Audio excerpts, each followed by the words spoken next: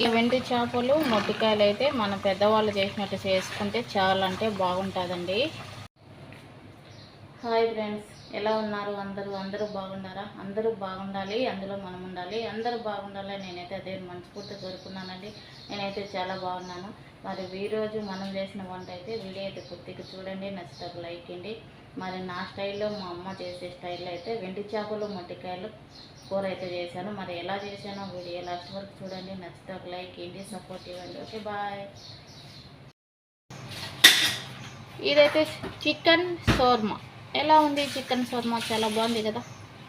వెండి చేపల కూరకైతే ఇక్కడైతే వెండి చేపలు అయితే దొరగా ఎంపుకున్నానండి. అలాగనే మొట్టికాయలు అయితే ఇలా ఒలిసి పెట్టుకున్నానండి.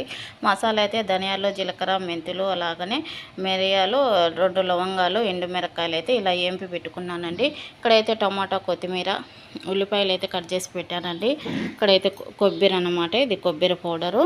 అలాగనే చింతపండు అయితే కొద్దిగా నానబెట్టానండి. ఇప్పుడైతే మసాలా అయితే పట్టేసుకుందాం. చూడండి, ఇక్కడైతే తర్వాతకైతే ఉల్లిపాయలు, జీలకర్ర, అలాగనే పచ్చిమిర్చి, కరివేపాకు అయితే ఇలా వేసుకున్నానండి. ఇప్పుడైతే కట్ చేసి కడిగి పెట్టుకున్నాం మొట్టికాయలు అయితే వేసుకున్నాము. ఇవి అయితే కాసేపు అయితే మగ్గనివ్వాలి.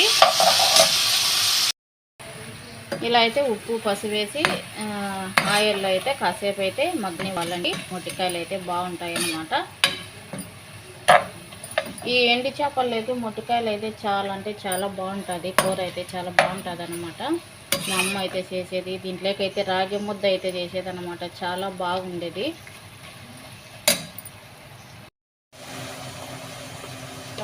ఇప్పుడైతే కొద్దిగా అయితే ఉప్పు అయితే వేస్తున్నానండి. పసుపు అన్నమాట, ఇది కొద్దిగా పసుపు, అలాగనే ఉప్పు అన్నమాట. ఇప్పుడైతే ఈ మొట్టికాయలు అయితే బాగా ఎంపుకొని కాసేపు అయితే ఆయిల్లో మగ్గనిద్దాము.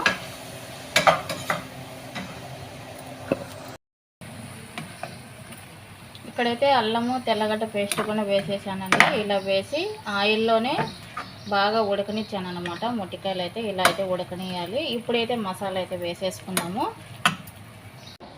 చూడండి ఫ్రెండ్స్, నేనైతే ఇక్కడైతే లోపలైతే తలకాయలు ఇవన్నీ గిల్లేసి నీట్గా అయితే ఇలా అయితే తీసేస్తున్నాను అనమాట.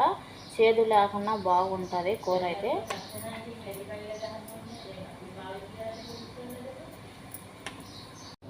ఇప్పుడైతే అన్ని మసాలా అయితే పట్టుకున్నాను కదండి. మసాలా అయితే అన్నీ పట్టుకున్నాను. ఇలా అయితే మిక్సీకి అయితే పట్టేసానండి. ఇప్పుడైతే వీటిలో వేసేసుకుందాము. మసాలా కూడా వీటిలో కాసేపు అయితే మగ్గనివ్వాలి అనమాట. మగ్గిన తర్వాత చేపలు అయితే వేసుకోవాలి. చూడండి, ఇక్కడైతే మసాలా కూడా వేసేసానండి. మసాలా కూడా కాసేపు అయితే వీటిలోనే మగ్గనివ్వాలి. మగ్గిన తర్వాత అయితే మనమైతే చేపలు అయితే వేసుకున్నాము.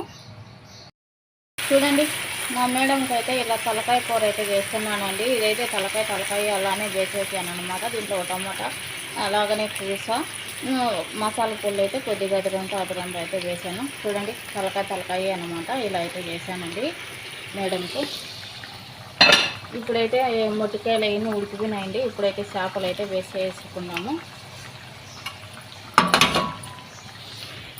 అలాగని కొత్తిమీర, పుదీనా కూడా వేసేసుకుందాము. కాసేపు అయితే మూత అయితే పెట్టేసుకుందాం.